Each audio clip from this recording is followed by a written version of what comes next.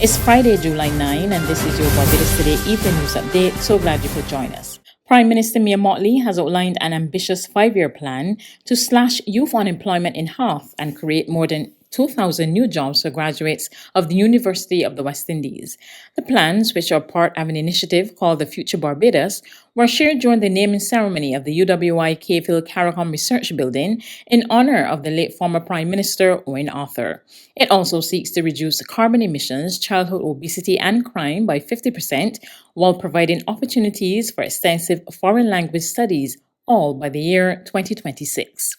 My government is about to take a proposal for something called the Future Barbados Framework, Future Catapult, where we will use Future Barbados as the Barbados government's moonshot factory, where we will look to work with the young people produced by this institution and other institutions in this country over the course of the next few years, but in particular with the first phase between now and March next year, to help us settle on some goals that we would like to have by 2026, within 5 years. That we want to earn for the government of Barbados at least $100 million in value through either new revenue or cost savings.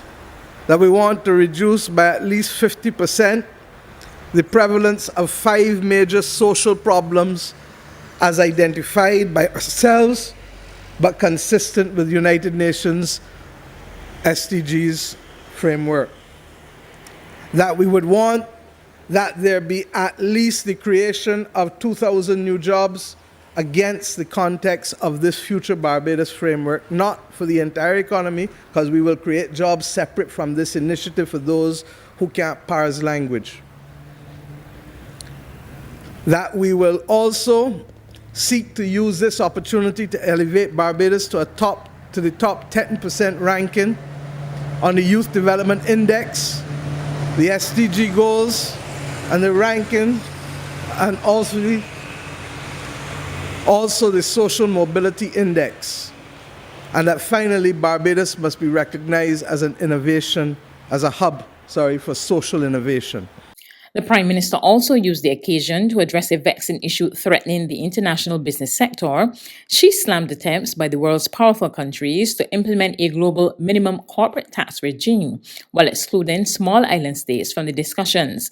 Earlier this month, the Paris-based Organization for Economic Cooperation and Development proposed new rules requiring companies to be taxed at a rate of at least 15%, which is projected to raise more than $150 billion in global tax revenues annually. It could spell trouble for locally based international businesses that currently benefit from the attractiveness of the country's low corporate taxes that amount to 5.5% at most. Mottley called on her Caribbean counterparts to take a common stand on the matter. And this is so fundamentally different from the governance structures which hold our societies together, that we have to ask for a moment to pause and to have serious discussions on these matters, because these countries that have participated in the international financial services arena were encouraged so to do by the very same countries that now want to shut it down. Today, Housing Minister Dr. William Duguid got a first-hand look at the work being done in several areas, including Endeavour St. James, where he paused to speak to reporters. So this is a total rebuild. I'm very happy with the speed that we were able to do this, but of course I want it done faster. But we are moving along, and we're also adding resilience. And if you see here, this is a cross piece and a cross piece at the top, which adds resilience to bind the whole structure together. And in addition to that, we've been using a lot of strapping as well. And we're doing strapping from the foundation, and then we will transmit that as well to strapping of the roof. And this is the beginnings of our Operation Strap It, which you'll be hearing more about in due course.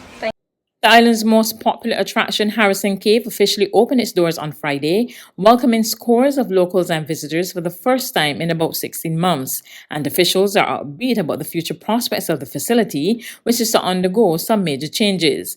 The new look facility will soon have new features, including a free-fall platform, a challenge course, a children's play area, a canopy zip line, among other things. Marcia Allen, the Chief Product Development Officer with the Barbados Tourism Marketing Inc., told Barbados Today she was particularly impressed by the engaging staff and she's excited about future plans for the attraction. I think the plans are very exciting. What today for me is very encouraging is to see the amount of very well trained staff, very engaging staff that we've actually encountered this afternoon. I think it augurs well for what Chaka has in store for Harrison's Cave. I think that the plans that they have in stores in terms of all of the exciting additions that they have, the value-added segments that they actually have for the plans for the cave, certainly augurs well for both Barbados as a tourism destination and for the product offering that we have here on island. So I'm very excited. Today was an excellent day, and it's just a taste of what is to come. So we look forward to some really amazing things from the cave and from Chaka altogether. A visiting American family of 7 was delighted with the cave. Tammy McCamish said it was amazing. We're here with family. We came from San Diego, California, 7 of us. We've had an amazing time, and probably this was the highlight. There's regional and international news after this short break.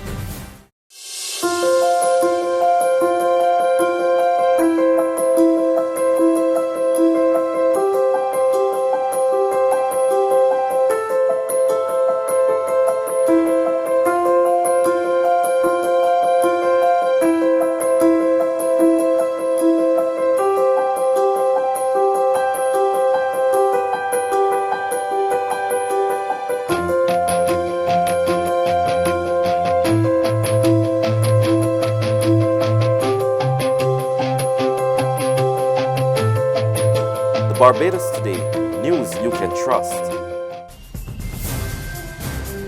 To regional news, a group of 28 foreign mercenaries, including retired Colombian soldiers, assassinated Haiti's president earlier this week.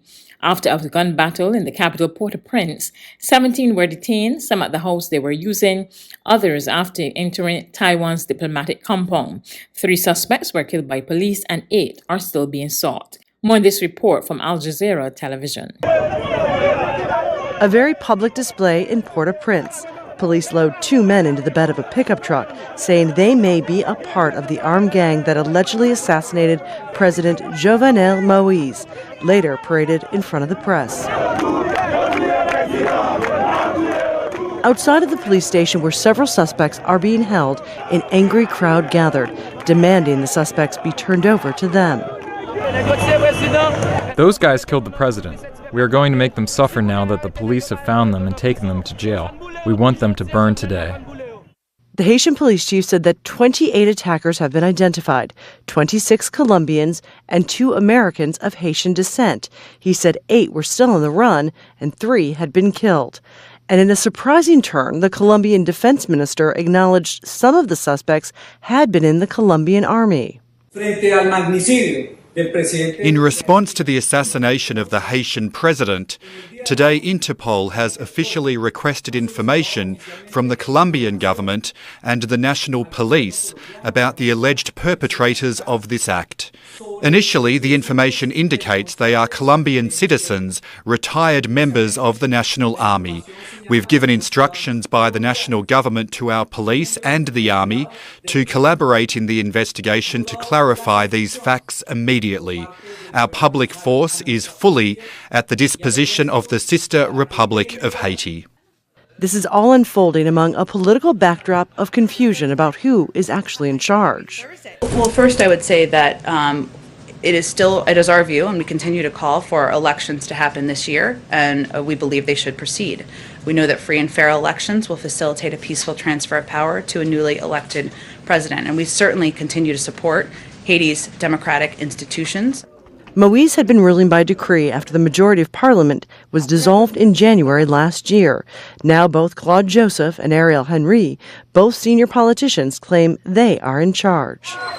On the international front, Metropolitan Police Officer Wayne Couzens pleaded guilty Friday to murdering marketing executive Sarah Everard, whose disappearance while walking home in London prompted an outpouring across social media for women sharing their own experiences of sexual assault and harassment. London's Metropolitan Police Commissioner expressed outrage. All of us in the Met are sickened, angered, and devastated by this man's crimes. They are dreadful. And everyone in policing feels betrayed. No words can adequately express the profound sadness and anger and regret that everyone in the Met, in my police service, feels about what happened to Sarah. Today, as every day, our thoughts are with Sarah, with her family, with her loved ones. That's news, but for the very latest, visit our website at www.barbadostoday.bb. You can also subscribe to our e-paper, email updates, or like us on Facebook, and sign up for our breaking news alerts via WhatsApp. We're also on Izumi Media and bus terminals, as well as Screenplay at supermarkets and gas stations near you. You can also hear us on Mix 96.9 FM and Capital Media HD 99.3 FM.